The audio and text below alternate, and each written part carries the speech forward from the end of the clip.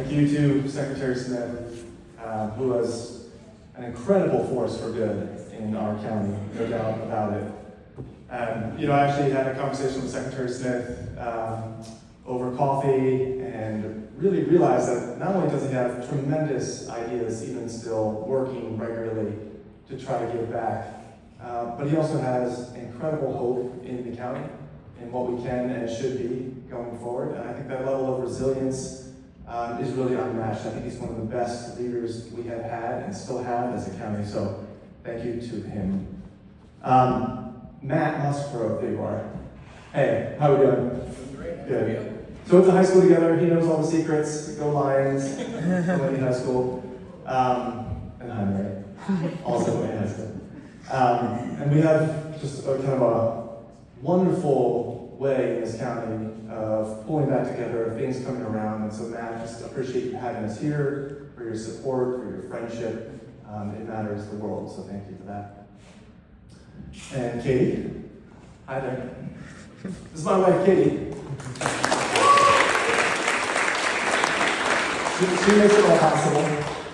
And thank you for turning 4 kids and the chaos that is related to it into some of the happiest and messiest moments of my life. But they're wonderful, so thank you, hon. I'm really grateful for all of you to be here. Like so many of you, I love this county. I know you do too. It's a really special place. This is my stopping grounds. In fact, at this pool, I got into trouble quite a bit. And so, there are things that we hold on to here as families, as neighbors. And that's sort of what we're trying to work on as a campaign. Delivering that type of quality of life that we knew growing up, that was far more affordable, that was more inclusive, that was more modern for everybody. My parents love this county. They made sure that we could grow up here. My dad actually decided to commute 2 hours almost each way in order to ensure that we could grow up in Baltimore County. And he did that for 30 years. I can't imagine the toll that takes. But that was his sacrifice, and he wanted to do it because they love this place and we love this place. So if we talk about this place we love, we have to acknowledge its shortcomings. We have to acknowledge where we need to spend our time, our energy, our effort. We are in a crisis. It is an affordability crisis, to be very clear. We use that word a lot. Right? We talk about crisis. We talk about the things that feel so urgent that maybe aren't. But in this case, there is no other word for what we are facing. Listen to this. 2/3 of us choose between food and other necessities right this minute. We have 9% increases in utility bills, an 18% increase in healthcare premiums. Incomes in the county are falling. 74% of our kids in BCPS, Baltimore County Public Schools, live in poverty. Of those, about a quarter have attempted to take their own life.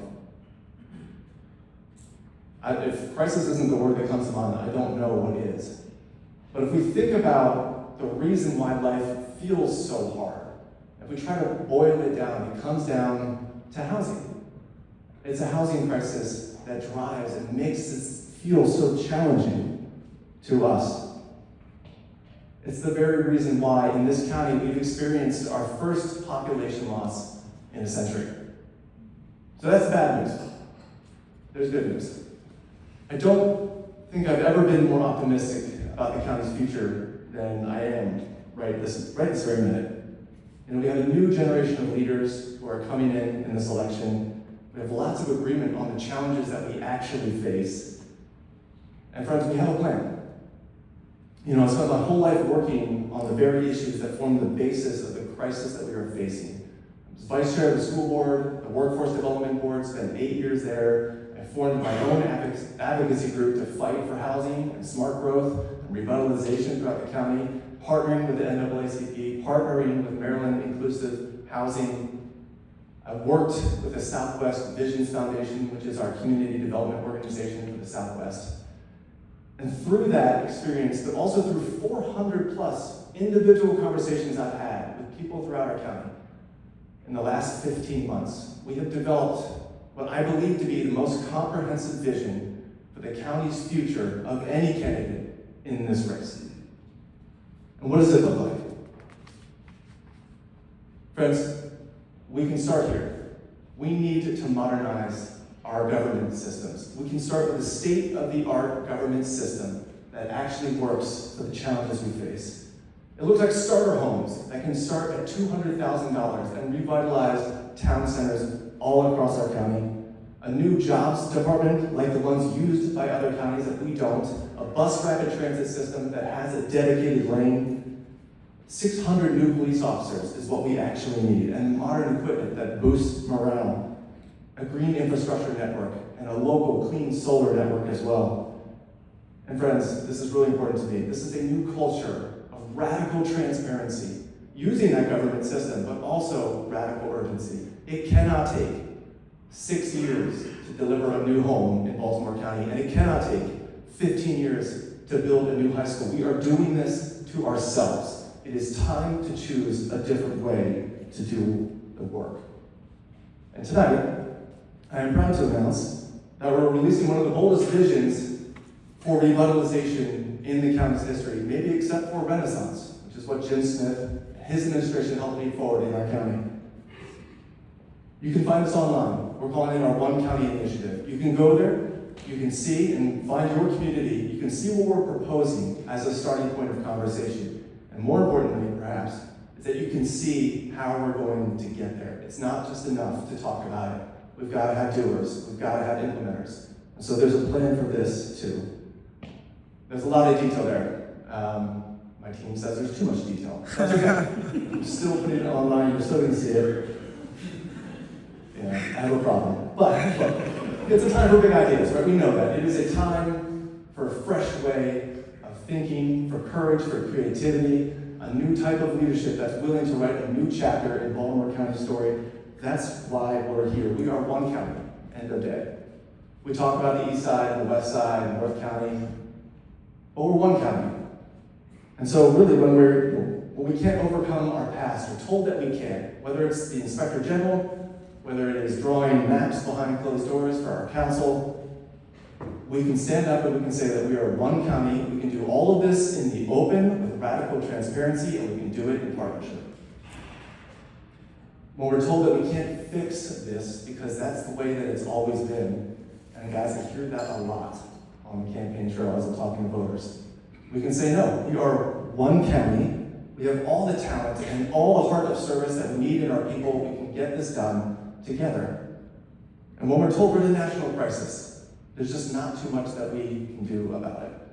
You know, the reality is, once again, we are one county. We can push back against the cruelty and against the suffering that's coming out of Washington, D.C. We can make a difference right this very minute to make life more gentle for the people in our county. We can do it together.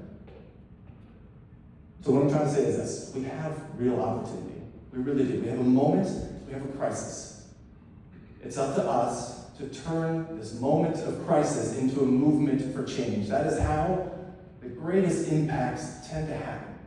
Not just here in our county, but across our country.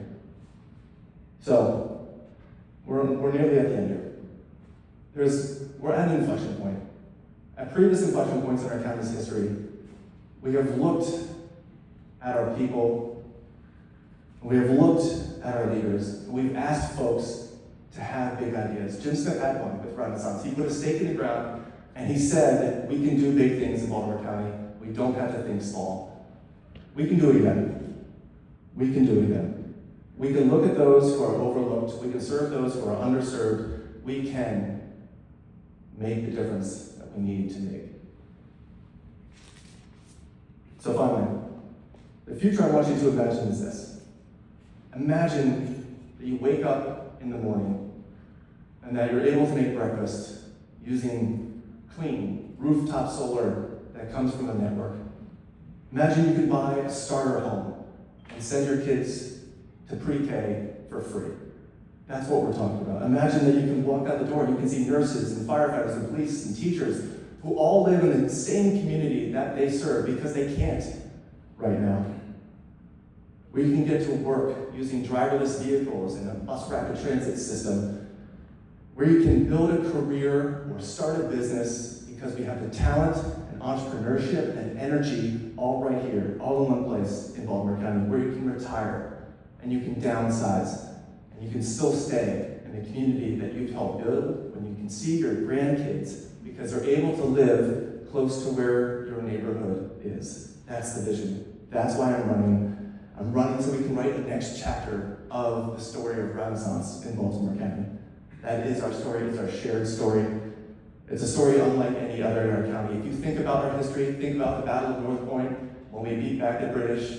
Think about the healing of Henrietta Lacks. Think about the innovation of Benjamin Banneker. Think about the advocacy of Thurgood Marshall and Dr. Ella Campbell. Think about turning Beth Steel into a global logistics hub. We have everything we need to rise to meet this moment, to turn it into a movement. We can do it if we do it together. I hope that you'll join us.